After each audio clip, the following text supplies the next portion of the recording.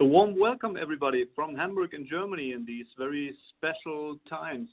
Although I have to say that Germany slowly seems to recover to normality. So welcome to our webinar today on stem cells with a wonderful title, Make or Break, Find the Optimum for your MSCs and PSCs. Your webinar will be presented to you by my wonderful colleagues, Dr. Nadine Mellies and Dr. Jessica Wagener. Both are application specialists focusing on cell handling for Eppendorf. And I would like to give you a short introduction in about a minute. My name is Christian Haberland. I'm marketing manager here at Eppendorf for instruments and systems, and I will be your moderator today. And at the end of the presentation, I would like to give you a quick overview about current solutions that we offer that might be helpful for you to improve your stem cell culture work. But before we begin, as always, there's some technical information. I would like to encourage you, as always, get the most out of this webinar by submitting as many questions as you want at any time you want during the presentation. Just simply type them into the Ask a Question box on the left and click Send. And we will answer as many questions as we have time for at the end of the webinar. And both speakers will answer all of your questions after the webinar, even if you're watching on demand later. If you have trouble to see or hear the presentation, just click on the Support tab at the top right or report the problem by clicking on Ask a Question box on the left. And also, continuing education credits can be obtained by clicking on the tab at the top right and just follow the process there. If you would like to stay updated on all upcoming cell culture webinars by Eppendorf, just simply click on the Inside Cell Culture tab that you find at the top of your screen. Just type in your name and your email address, and you will receive a monthly newsletter that is dedicated to cell culture experts, and you will receive helpful videos, posters, tips and tricks, and a lot of more information. And you can also find an example of the newsletter at the registration page. Now, let me shortly introduce the presenters of your webinar today. Nadine Mellies and Jessica Wagener both hold a PhD in biology, with a focus on many years of experience in cell culture. And both are amongst our most experienced application specialists that focus on cell handling here at Eppendorf, and they usually share their knowledge in workshops, seminars, and customer trainings around the world. If you're interested in a complete biography of both speakers, you can click on the Biography tab at the top of your screen. Today, we are happy that Nadine and Jessica are going to share their knowledge with us, so I will stop talking now.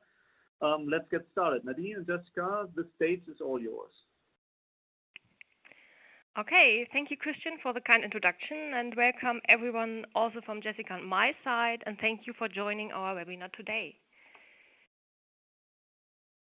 I want to start with having a look at the contents of today's presentation, and after a short introduction, we would like to talk about the different parameters of an optimal stem cell culture system. Then Jessica will have a closer look on optimal incubation conditions for stem cells. And finally, I would like to focus on a little bit on pluripotent stem cells, and we will discuss different methods to evaluate their quality. But before we proceed, here comes our first poll question. And we are interested in the types of stem cells you are working with.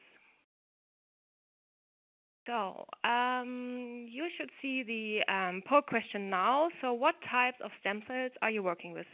Please select all that apply. Human MSCs, human ES cells, human iPS cells, MSCs from other species, ESCs or iPSCs from other species. So just click on the types you are using. If you are working with another kind of cells, you are welcome to type it in the chat. We are curious to know also that. And yeah, we are just waiting a few seconds until your answers are coming in. Okay, I can see that the answers are already coming in.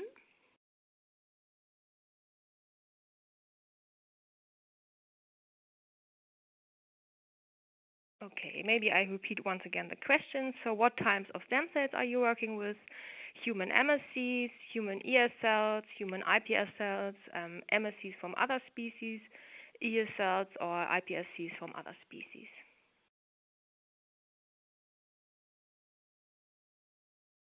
Okay, I think we can have a look at the results now. And yeah, it's quite equal. So we have 55% working with human MSCs and more or less 50% working with human ES cells and iPSCs.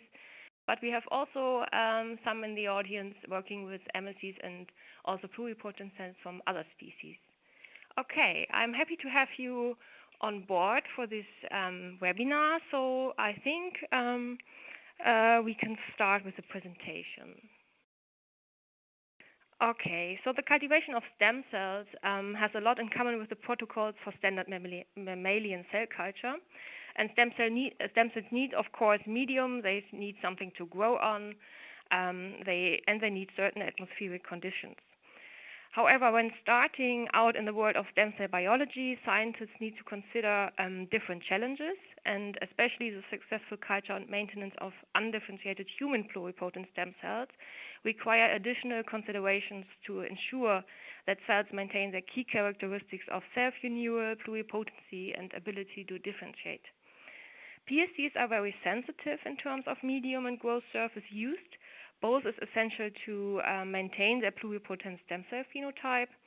The growth surface is also critical if mesenchymal stem cells have to be cultured in an animal component-free environment.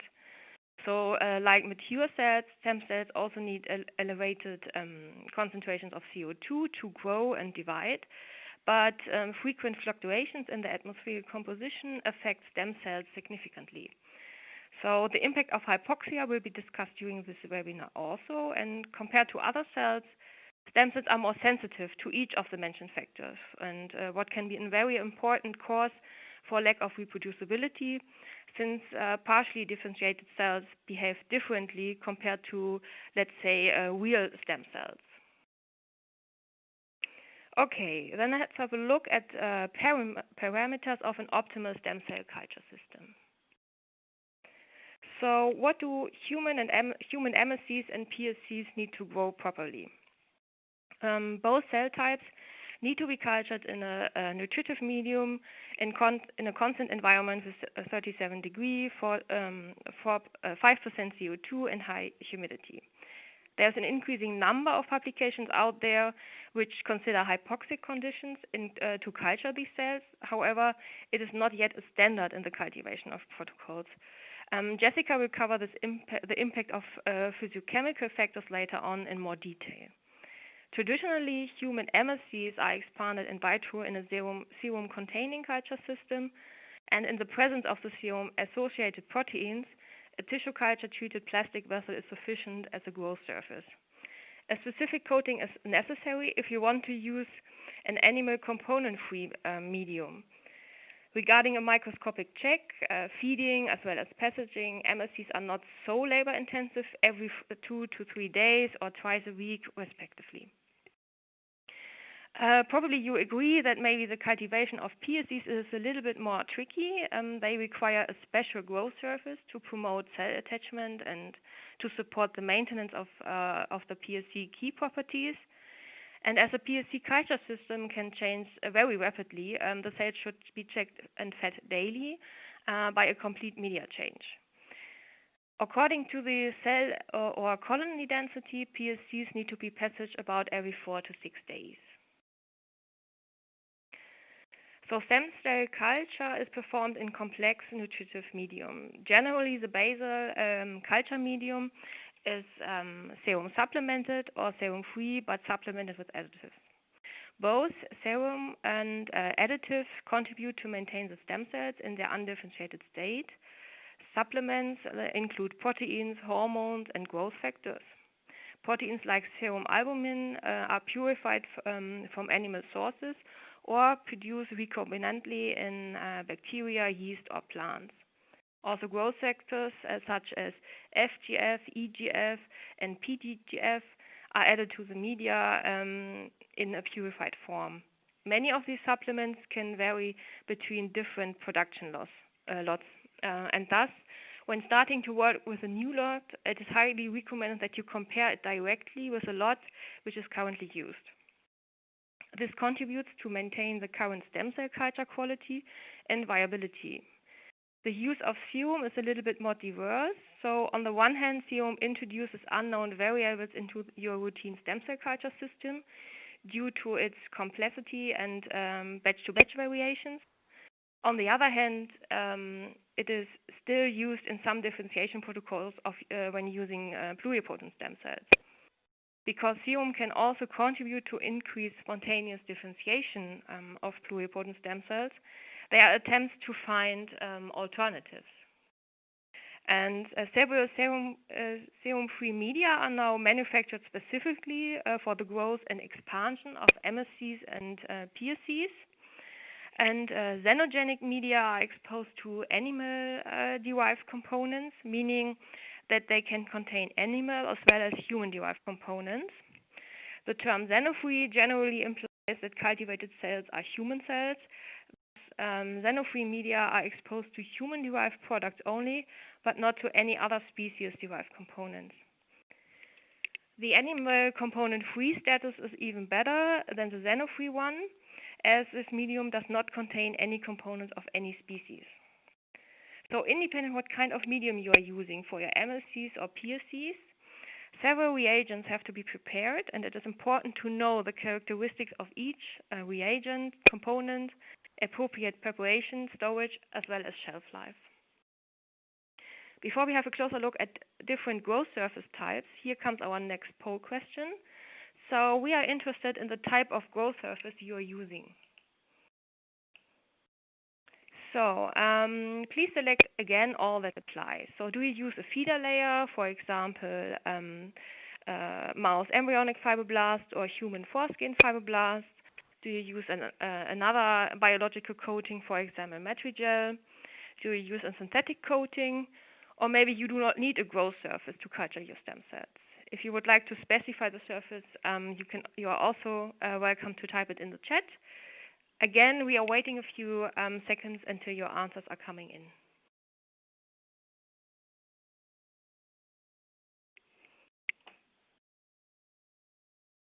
Okay, I can see that a lot of are already answering. We will wait a few seconds more.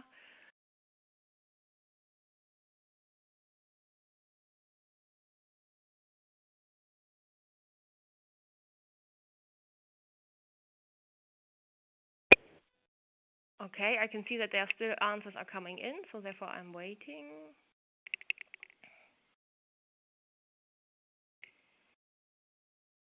Okay, I think we can have a look at the results now. So first of all, thank you for participating here. Having a look at the results, we can see that yeah, it's more or less equal. So we have 30% using feeder layer, nearly 40% using another biological coating, and almost 30% using synthetic or even no growth surface. So we have really a balance here. Okay, let's have a look at the different types of growth surface and as well as the challenges. Okay, different types of terminally differentiated cells can serve as a supportive feeder layer. So as already mentioned, we have mouse or human-derived fibroblasts, and they are mostly used. Feeder cells have to be irradiated, for example, with gamma rays or by mitomycin C treatment, and which allows the feeder cells to continue to metabolize but not to proliferate. So the feeder produces soluble and insoluble factors, while the extracellular matrix proteins provide the anchorage points for the cells seated on them. So the complex mix of secreted soluble compounds plays a very important role in maintaining the stem cell phenotype. However, the question of which combination of the soluble factors remains to be answered. Biological coatings consist of harvested proteins or other compounds of the extracellular matrix and are used as a coating on the surface of cultureware. Matrigel, as we have already at the example, is probably the most famous biological coating, and it is derived from mouse sarcoma and made up of various proteins like laminin, collagen, and entactin, and contains a range of growth factors. So the exact composition obviously varies between different batches. Synthetic coatings are animal component free, so they do not include any human or other species derived components. Such a surface consists of short synthetic fragments or peptide motifs of extracellular matrix proteins, for example, fibronectin. The RGD motif, representing the three peptides, arginine, glycine, and aspartate, is commonly used to mimic the cell attachment sites in such surfaces. So it was the first discovered in fibronectin as a cell attachment site, and was also subsequently found to be the recognition sequence for a number of integrin receptors. The RGD cell binding sequence has since been identified in other extracellular matrix proteins, including vitronectin and laminin.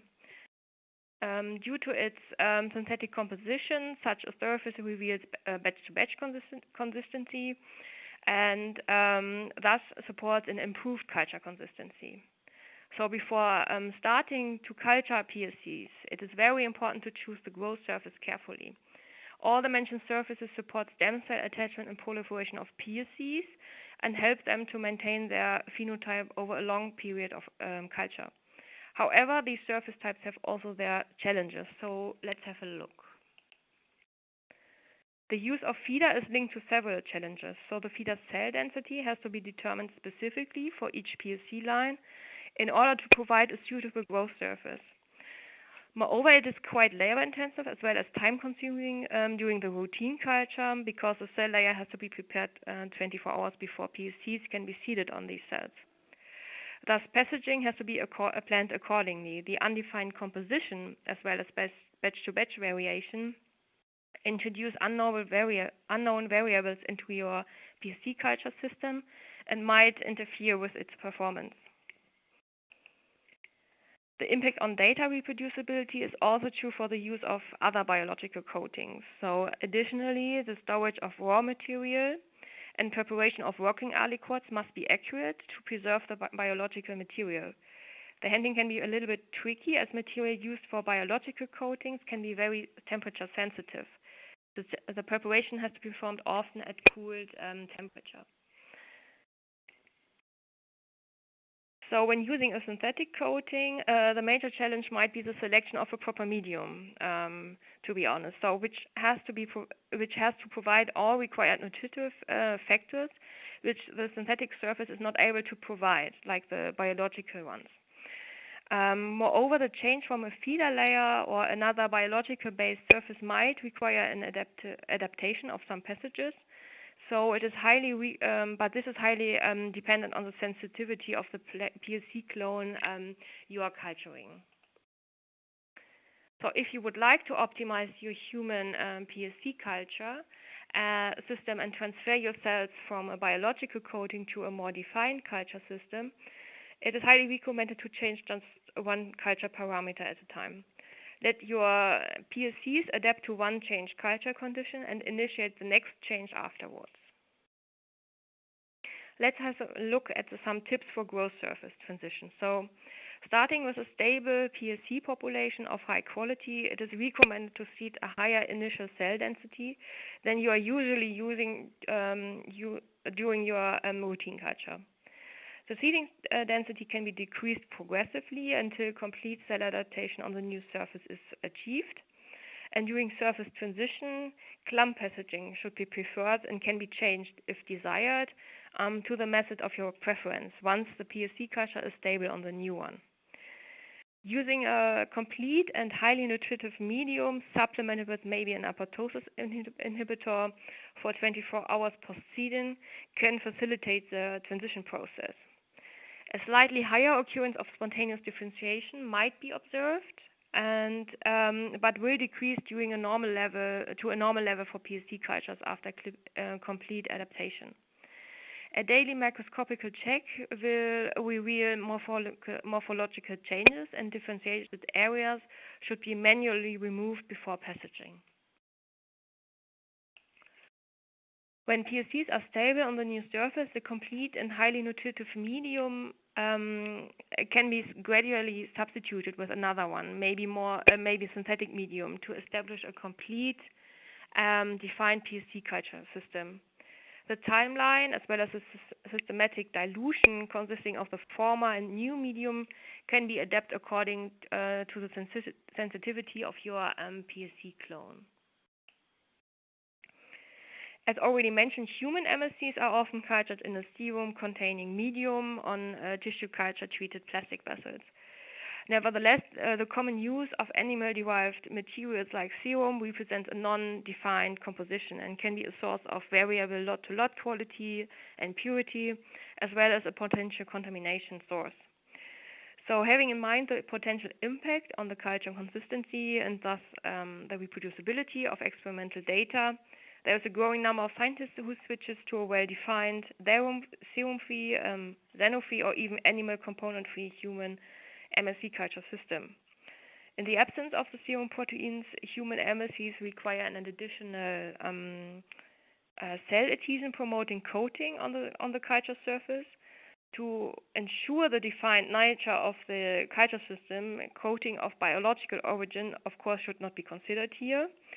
So, as previously described in the literature and also reported by different media suppliers, human MSCs expanded under defined culture conditions exhibit more elongated spindle-shaped cell morphology, which you can see on the right-hand side, as compared to cells expanded in the presence of serum, which you can see on the left-hand side. And these cells are associated with a more compact monolayer and higher cell densities. However, the cell characteristics are not affected by this defined culture system. And now I would like to hand over to Jessica, who will go into detail about stable atmospheric conditions during stem cell culture. Exactly. Thank you, Nadine. So in this next chapter, I would like to focus on the optimal conditions for the cells during incubation. So one general stress factor, especially for sensitive stem cells, are vibrations inside the incubator. So here are two simple examples. On the left, you see that frequent door openings disturb the adhesion of cells to the substrate they are growing on. On the right, it is shown what happens when you move vessels with freshly seeded cells. So, for example, you want to put your Petri dishes with cells into a crowded incubator, and you need to push other vessels aside to make space on the shelf. So this manual moving can disturb cell adhesion and distribution. Vibration sources in the lab include running centrifuges, fridges, or air condition. Some incubators have a fan inside, which is obviously one of the most critical sources of vibration because the cells are placed more or less directly next to the fan. So whenever possible, incubators without an internal fan should be preferred, especially for sensitive cells or sensitive applications. In general, the conditions for the cells should be as stable as possible during incubation, of course.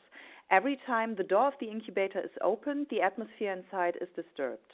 It is a good advice to reduce the traffic in and out of the incubator as much as possible. Only open the door when necessary and close it as soon as possible. Some incubators show temperature overshoots to reduce the recovery time after door opening. This can harm the cells, especially sensitive stem cells. So your incubator should have a quick recovery of temperature, CO2, and also oxygen if you cultivate stem cells under hypoxic conditions, as seen here on the upper right picture. Here you see a graph of the temperature and CO2 recovery after door opening. Especially when you work with very sensitive cells or when you work in a lab where many people are sharing an incubator, it can be a good idea to have an incubator with segmented inner doors, like you see here on the lower right. And the small opening area helps to keep the atmosphere inside stable. And again, this is especially important when working under hypoxic conditions. In some cases, it can be a good idea to even have separate incubators, for example, for maintenance cultures and running experiments, or for different cell types, or even different operators. So depending on the structure of your lab, there are different scenarios that you can think of when organizing the use of incubators. Okay, so before I go to the next slide, I would like to start our next survey. So here it is. I would like to know, what do you think, which incubator parameter is the most important? Is it CO2? Is it temperature, oxygen, or humidity? And as usual, we will give you a few seconds and wait until the answers are coming in. So what do you think? Which incubator parameter is the most important? CO2, temperature, O2, or humidity? Okay, and I give you a few seconds. The answers are starting to come in now. I will wait a couple of seconds more.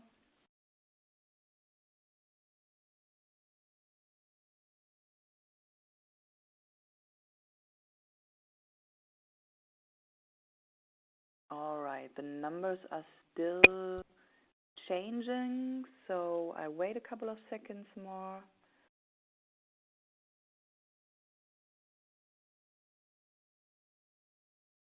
Okay, and I think everyone has clicked now on an answers, and we can share the results with you.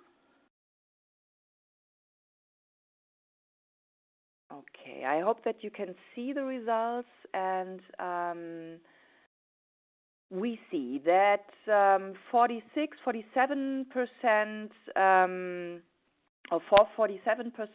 CO2 is the most important factor, followed by temperature. 37% of you voted for temperature stability or temperature as the most important, and then follows 8% for oxygen and also 8% for humidity.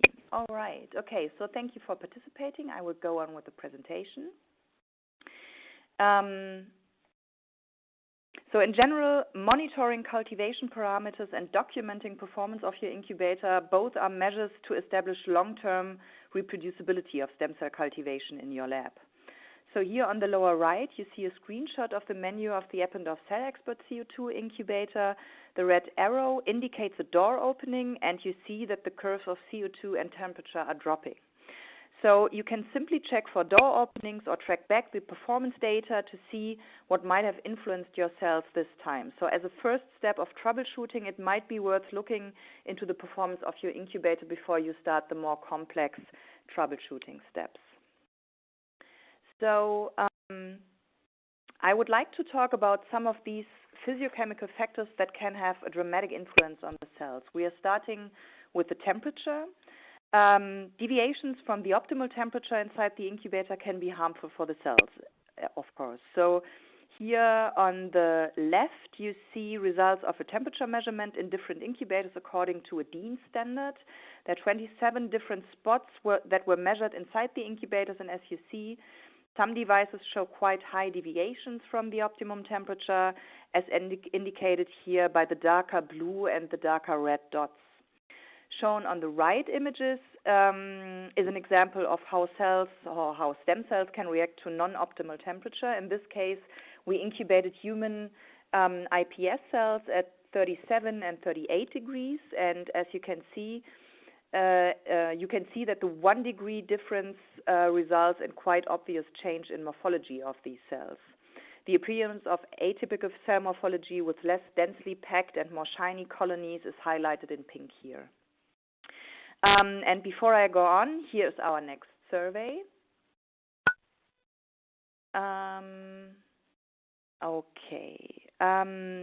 So I'm interested in the culture system that you use. The answers you can click on are MSCs, mesenchymal stem cells under normoxic conditions, or MSCs under hypoxic conditions, or maybe you are cultivating pluripotent stem cells, then please click on PSCs under normoxic conditions or PSCs under hypoxia. And I will wait a few seconds again and give you time to answer.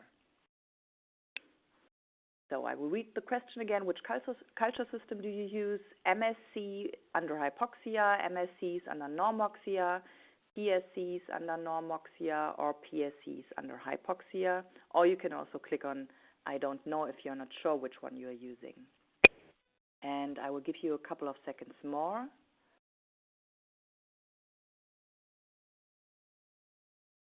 Okay, numbers are still slightly changing. Okay, I think we can close the poll now and share the results with you. Okay, so we see from those of you who are working with mesenchymal stem cells, The majority is working under normoxic conditions. Only about 15% is using hypoxic conditions for mesenchymal stem cells. Then we have PSC users. Here also the majority, 20%, is working under normoxic conditions, and 4 to 5% only is using decreased O2 levels, so hypoxic conditions for their PSC cultures. Okay, so thank you again for participating. I will go on with the slides now. So let's have a look at this next physiochemical factor, oxygen. Mesenchymal stem cells are embedded in a hypoxic niche with an oxygen tension of about 8% in vivo. There are several studies that prove that normoxic culturing conditions cause DNA damage, poor engraftment, and early onset of senescence. MSCs cultured at 5% O2 show an increased proliferation and give rise to higher cell quantity compared to normoxic culture over the same culture period. And as a second example, here is the generation of iPS cells under hypoxic condition. It has been shown that low oxygen levels increase the efficiency of reprogramming and also the quality of human and mouse iPS cells. As you see in these pictures of human iPS cells, the colony formation starts earlier when the cells are cultivated in a low O2 environment. The impact of physiochemical factors on the culture quality is often underestimated, but it is even more important when it comes to cell cultivation in bioreactors instead of incubators.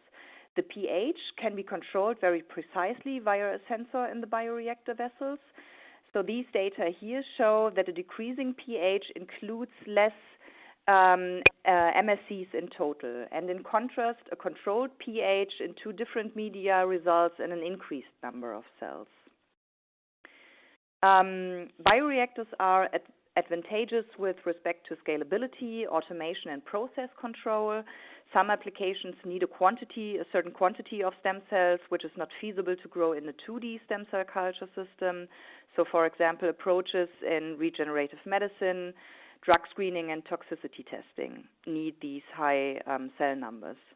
With a switch from 2D to 3D, bioreactors offer the opportunity to scale up and to standardize the process monitoring and control capabilities without loss in quality. Using such a system, it is up to you to determine the input of oxygen, CO2, and substrates in order to get the best output of your stem cells.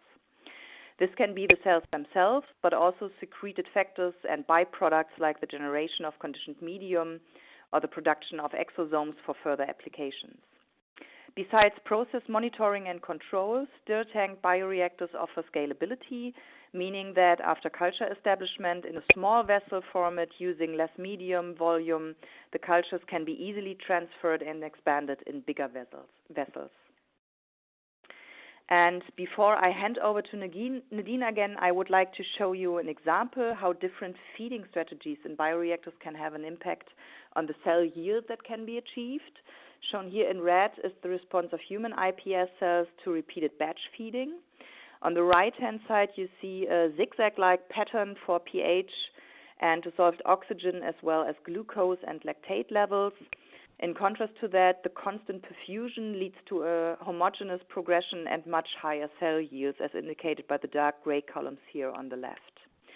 And with this, I will hand over to Nadine again, who will now talk about quality of pluripotent stem cells. Exactly. Thanks, Jessica. So when we think of what might have an impact on pluripotent stem cell culture, so in short PSC culture, we can identify several factors. And the reprogramming itself, when working with iPS cells, passaging and cryopreservation procedures, and the culture composition, as well as cloning and gene editing. The quality and maintenance should include efforts to minimize the PSC variability, which is introduced by the just mentioned factors. Here you can see an overview of the main indicators for stem cell quality, which may all contribute to the stem cell properties and behavior. Before we have a closer look at each of them, here comes our next poll question. And I'm interested in to get to know your major pain points when you are culturing pluripotent stem cells.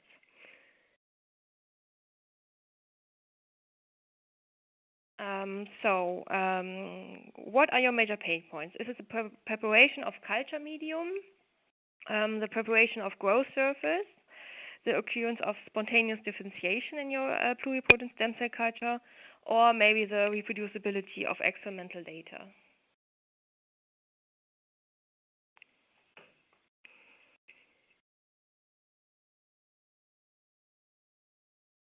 Okay, I see that the answers are coming in, so I wait a few seconds more.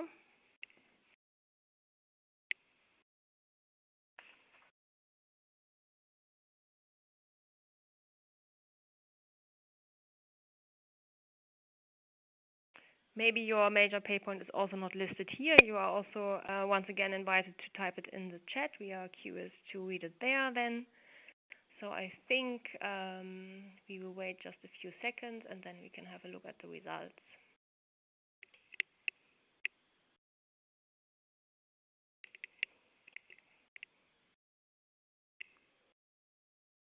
Okay, let's have a look at the results. So we can see that almost 45% of you have some troubles with the occurrence of spontaneous differentiation in the pluripotent stem cell culture, but also with the reproducibility of your data. There are more or less 20% of you who say that the preparation is a pain point, even for the culture medium as well as for the growth surface. Okay, so let's have a look at the different points. So, okay, first of all, let's have a look at the morphology. So human PSCs have a very unique and characteristic morphology when they are in an undifferentiated state. So they are growing in a compact colonies in 2D when culturing with clump passaging and in a compact monolayer when you are using single cell passaging. Colonies exhibit defined and smooth edges, and PSCs reveal a high nucleus to cytoplasm ratio with very prominent nucleoli. As the PSC morphology can slightly differ depending on culture condition and state, the quality evaluation based on morphology remains subjective and mainly based on your experience. Nevertheless, PSCs in culture should be checked daily in order to identify the colonies as well as differentiated cells. This evaluation is mainly based on the morphology, so to expand one's own expertise when starting in the stem cell field, as well as during maybe critical experimental phases, live immunostainings with pluripotency markers can be very helpful to distinguish between the pluripotent and the differentiated cells. However, this procedure is more costly, of course, and also time-consuming, but could be considered if necessary. You have mentioned in the survey that you are also struggling with the occurrence of spontaneous differentiation. So these cells have to be removed from the culture to prevent that they overgrow the pluripotent stem cells. So here you have different options. PSC culture can be cleaned up by mechanical passaging using either the positive or negative selection. During the positive selection, pluripotent stem cells are selected and propagated by manually dissecting areas of undifferentiated cells as colony fragments and transferring them to fresh culture vessels. If the pluripotent colonies are relatively small but show areas of excessive differentiation, the negative selection might be the better choice for you. So here, the differentiated areas are selected and removed by aspiration, and enabling the undifferentiated cells to continue to proliferate in freshly provided medium. So you can identify differentiated cells based on their endothelial or fibroblast-like morphology. They also have less defined edges and a loose morphology, as well as sometimes dark areas. When you are working with induced pluripotent stem cells, it is important to be sure that the residual reprogramming factors are eliminated or silenced. This already starts with the method you choose to initiate the reprogramming. There are different delivery systems to transfer the necessary transcription factors into the somatic cells. In general, there are two different categories of methods which can be defined. There are the genome integrative methods using retro or lentiviruses and require host cell integration to be effective, while non-integrative delivery systems based on, for example, lentiviruses, mRNA, or episomes minimize the disruption of the host genome. But what is the risk of genomic insertions? They harbor a low chance to disrupt active genes or regulatory regions and can cause, for example, cancer if they activate endogenous oncogenes. Different transcription factors are used for reprogramming, with OCT4 and SOX2 being most crucial, and any combination of others like cMyc, KLF4, Lin28, and NANOC. But also here, the selection of factors is important because many of these genes are also involved in producing iPSCs, are either known or suspected to be oncogenes. So therefore, it is highly recommended to confirm the absence of residual reprogramming factors by a sensitive method. So here you can consider qPCR. And to show that the generated iPSCs are free of reprogramming transgenes or plasmids, as residual activity or gene reactivation could alter cellular function and interfere with subsequent differentiation. iPSCs derived from cell banks usually derive from most of the commonly used footprint-free methods and show no reprogramming factors anymore. Pluripotency of PSCs can be assessed by different evaluation methods. So the daily check of their morphology according to the criteria already mentioned a few slides before is, of course, mandatory.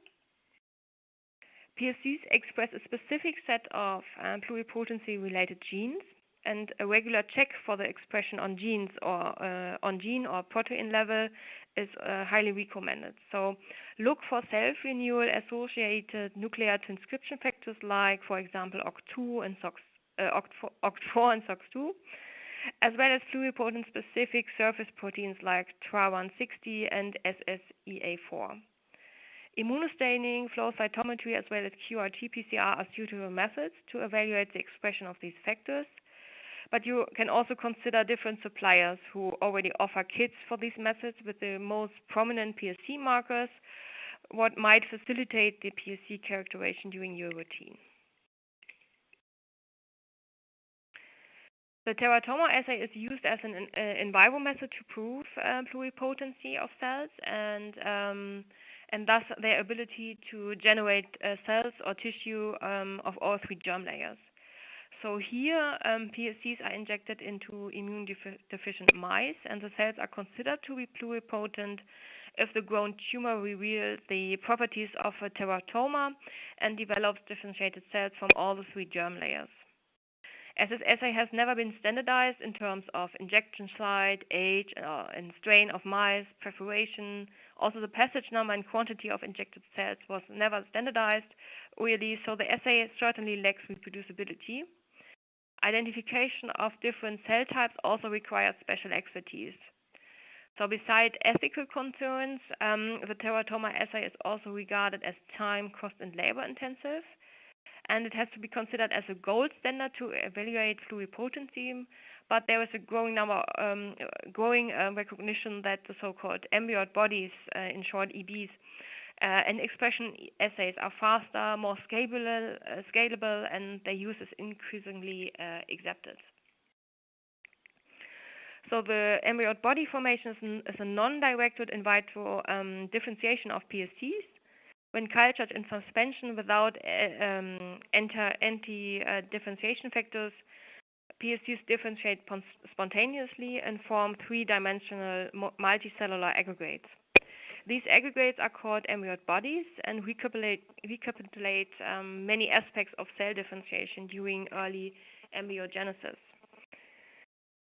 Different methods are suitable to induce the formation of EBs from pluripotent stem cells, for example, in suspension, as well as so-called hanging drop cultures. EB formation can be labor-intensive as well as difficult to manage. For example, the hanging drop method usually consists of the aggregation of PSCs in drops and maturation of aggregates to EBs in suspension culture using low attachment bacterial petri dishes. Here, exchanging and manipulating the small volume of medium, picking up the formed EBs by pipetting, and attachment of premature EBs on the dishes might be tricky and need some practice. The final evaluation of EBs requires immunostaining of specific genes and proteins, characteristic of the 3 germ layers. In the upper right corner, you can see an example of EBs formed in a suspension culture in medium without any anti-differentiation supplements, and PSCs accumulate in small globes, which increase in size during further cultivation. During the progressive in vitro differentiation, EBs attach to the surface, and more cells grow out of the original EB. After several days, different cell types can already be suggested just based on their morphology, of course, but an immunostaining finally will confirm the presence of cells derived from the 3 germ layers. Genomic stability is another very important factor for PSC quality. Genetic changes occur in iPSCs as well as ESCs and can derive from cellular reprogramming, long-term expansion, and also particularly from single-cell passaging. The genomic instability can affect growth, proliferation, and PSC survival as well as their differentiation. As PSC with an abnormal karyotype often display a growth advantage, these cells can overgrow the other cells during cultivation. Moreover, the implication on downstream applications are poorly understood. Thus, it is very important to detect genomic instability at a very early level. Besides the classical karyotyping, other methods like comparative genomic hybridization or SNP arrays directly analyze either the DNA content or chromosome morphology. Regarding routine culture, it is highly recommended to establish a master and working PSC bank, which allows you to work with low passage PSCs at one time. Last but not least, I would like to share with you 2 examples of genomic stability or instability to be in detail. Let's have a closer look at human ear cells. These cells were initially considered to have a stable, normal genome copy number, but now it is widely accepted that during long-term culture, they acquire chromosomal aberrations that may have a growth and proliferation advantage and quickly take over the population. On the right-hand side, you can see a schematic illustration of reported chromosome changes in human ESCs. Although I'm sure that you cannot see all details, but it's obvious that most of the genomic changes, namely more than 70% of all changes, are gains of genes or chromosomes, illustrated in green. Losses are shown in red. So such progressive adaptive copy number aberrations are most commonly identified in chromosomes 12, 17, and X. And here you can see an extract of another study. Meisha and colleagues investigated the chromosomal integrity of 66 human iPS cell lines or samples from 18 different studies. Based on this, they developed a schematic model of the different types of chromosomal aberrations found in human iPS cells. So there are aberrations with somatic cell origin illustrated in green, aberrations present in oil passage but without apparent somatic cell origin shown in light purple, and aberrations acquired during prolonged culture and passaging shown in purple on the right-hand side. The last point is very obvious when looking at the karyotype of the human iPS number 18. This cell line was found to be normal at passage 45. 13 passages later, it has acquired a full trisomy of chromosome 12 and nearly half of the population. but by passage 63, just after five passages more in culture, the trisomy 12 had taken over the whole culture. So I think this example illustrates very clearly the impact of long-term culture of PSCs on their genomic stability. And with this, I would like to hand over to Christian again before we start the Q&A session. Well, thank you, Nadine. Thank you both for this great presentation. And before we will start with the last poll question and the Q&A session, I promised you in the beginning that I will give you a quick insight into some helpful product solutions from Eppendorf for your daily work. So the first thing I would like to show you is our new CO2 incubator, Cell Expert. That is very easy to clean. As you can see on the images here, we have a seamless deep drawn chamber.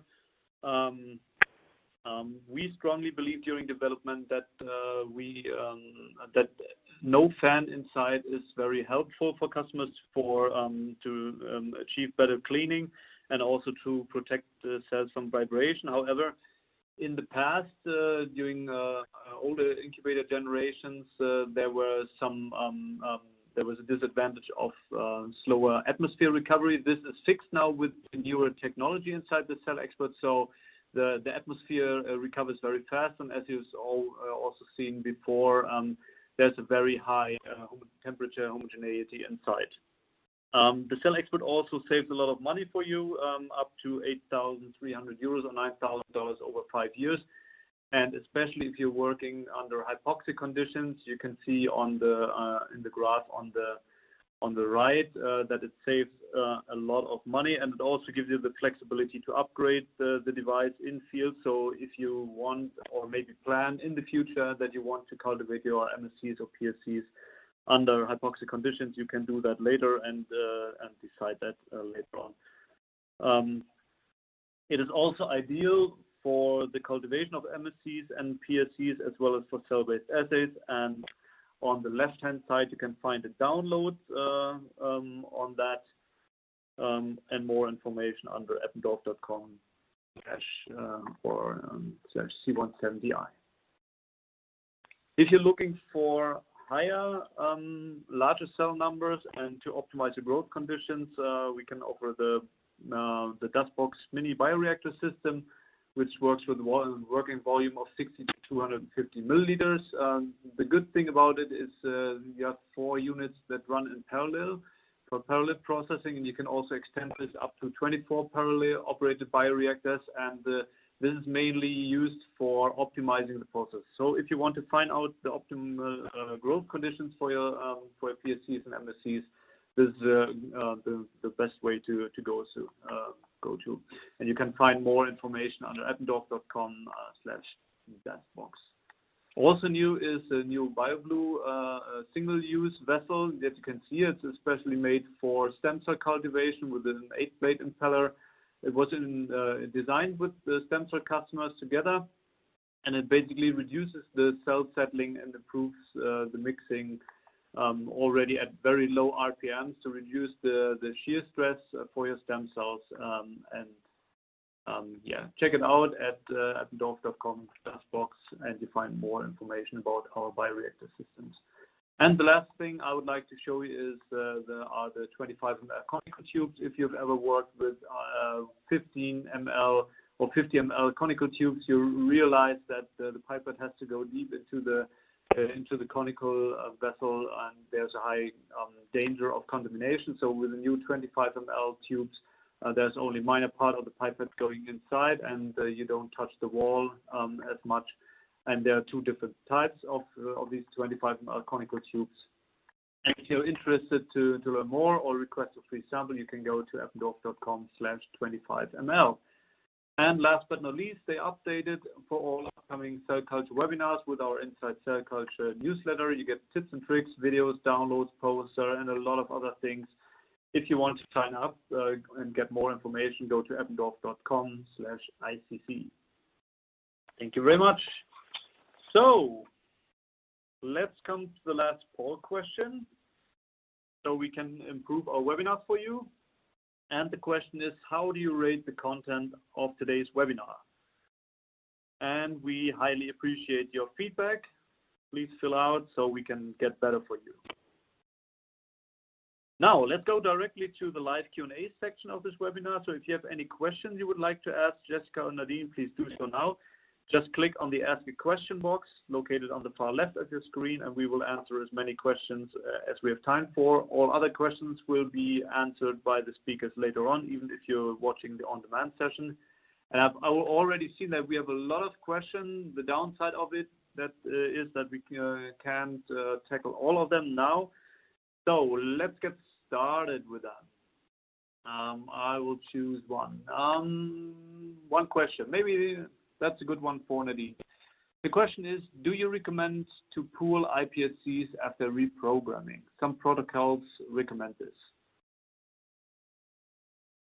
Okay, so indeed, there are some protocols out there which, let's say, call for pooling IP assets at the end of reprogramming, which might, let's say, facilitate the expanding for banking. So this is the first aim after the successful reprogramming, that you establish a cryopreserved cell bank of the iPSCs. Probably the problem with pooling is that you cannot distinguish between banked PSC clones which are polyclonal or monoclonal. So I think we have to keep in mind here that there is some kind of variability. So we have the donor-to-donor variability across clones, but also a clone-to-clone variability from the same donor. So it is also much simpler, I guess, to evaluate the genome integrity from a clonal cell line than from a mixed cell line. I could imagine that it is also difficult to draw conclusion when making assessments across lines when they are derived from different methods and also coming from different tissue types. So to my knowledge, the majority of protocols still promote a single clone expansion to establish a monoclonal PSC population. So that is to my knowledge, but yes, this is also the pooling is recommended, but you should always have in mind the advantages, but also the disadvantages. Thank you, Nadine. I hope this answers the question fully for you out there. Let's go to the next one. So another interesting question would be, do the different reprogramming methods differ in terms of efficiency? Nadine, maybe you? Yes, I think this is for me. Yes, indeed, they differ. So as I have mentioned, we have in general two categories. So there are genome integrating methods. When we think about retroviruses and lentiviral reprogramming methods, they typically demonstrate the highest efficiency compared to the other methods of reprogramming. So, but on the other hand, these methods also require the host cell integration to be effective. And genomic insertions have a low chance of disruption of active genes or also regulatory regions. And as I have mentioned during the presentation, this can be maybe a cause to lead up to cancer if this eruption or activation leads to an activation of endogenous oncogenes. So non-integrating methods using maybe Sendai viruses or mRNA are preferred to minimize the disruption of the host genome and facilitates the progress towards therapeutic use, but they have also a lower reprogramming efficiency. So methods can be performed alone or maybe also in combination with additional factors. For example, there are some papers out there already using also additional small molecules, which then enhance the efficiency of the reprogramming. And so also here you have to weigh the advantages and disadvantages when you choose the methods for reprogramming. Yeah, thank you, Nadine. I try to mix some questions as we have still at least a little bit of time. So I have one question related to culture condition, and this might go to Jessica. And the question is, how can I protect the cells from vibrations caused by the fan inside the incubator? I think we've already touched a little bit on it, but maybe there's some more information about this. Yeah, thanks for that question. Of course, you need to place your cells inside the incubator, and if you have a fan inside there, you cannot avoid that the cells come close. But what I would do is to carefully look where is the fan located. Is it in the lower part of the incubator? Is it in the upper part of the incubator? And then just try to place your culture vessels as far as possible away from this fan. You cannot avoid that the fan is switched on in the fan assisted incubators. This fan is needed to distribute the atmosphere inside. So it is switched on, for example, after every door opening and also in between when the door is closed. You cannot avoid that. But if you have the chance to look for a fanless design in an incubator, then I would go for that one and try to avoid this contamination and also vibration source completely. I've actually, thank you, Jessica. I've actually found a related question from Robert from Canada. And he's asking in regards to incubators with fan inside, are those incubators without a fan not more prone to temperature gradient formation inside? That's a very good question. So in general, let's put it that way. It is easier to have the temperature distributed homogeneously inside the incubator with a fan. So that's the most let's say, easiest technology. When you have an incubator without a fan, it needs to be engineered in a way that the temperature is distributed by natural convection. And this is only possible when you have different temperature or different heating circuits in the chamber that are regulated independently.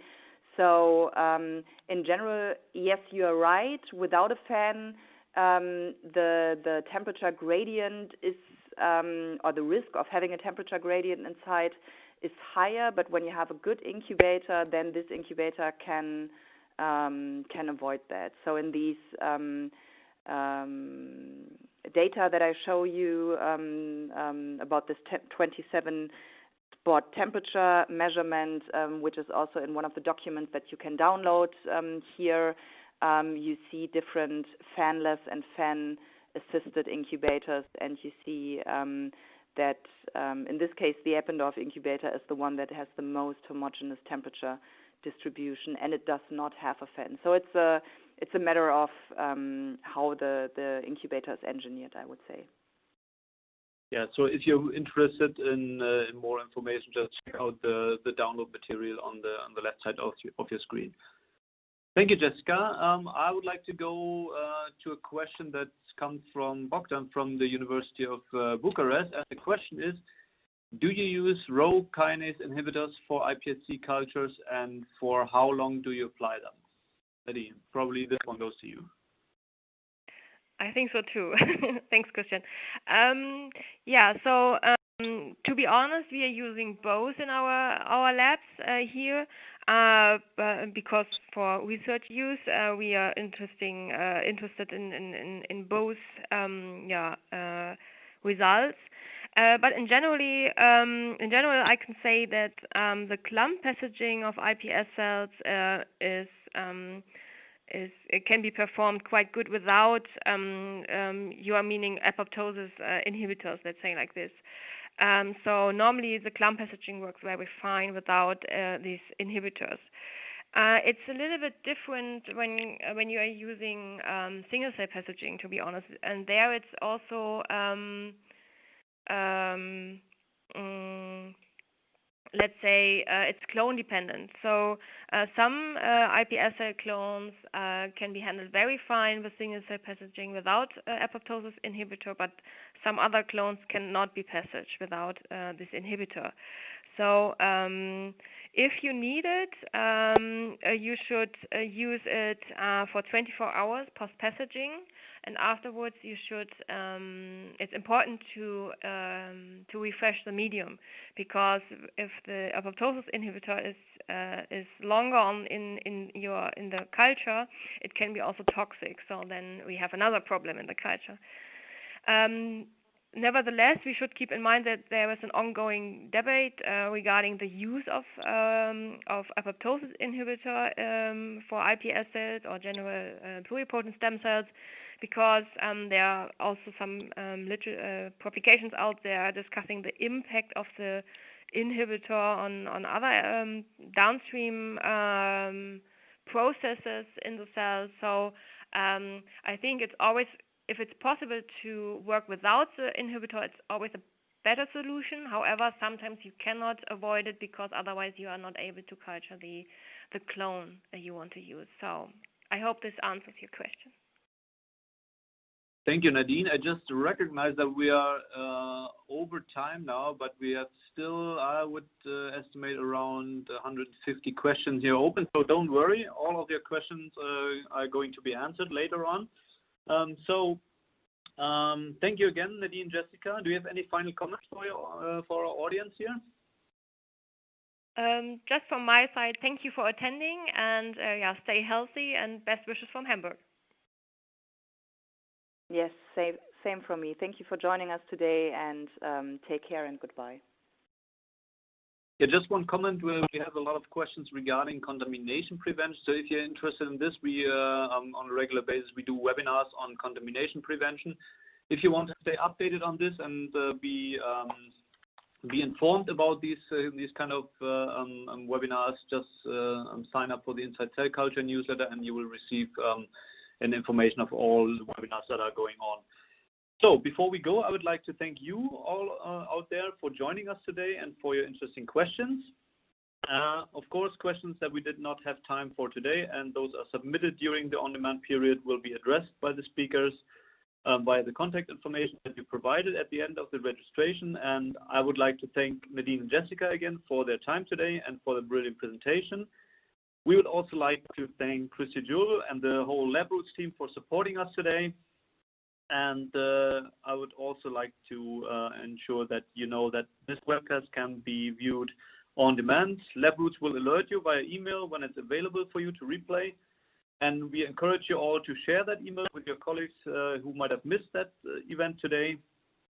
Go check out the downloads on the left side of your screen. Keep in mind to have a look at the Inside Cell Culture newsletter to stay updated on all webinars that are coming up. So we say goodbye from Hamburg. Have a nice day, and most importantly, stay happy, stay healthy, and help to protect others. And see you again next time. Bye-bye.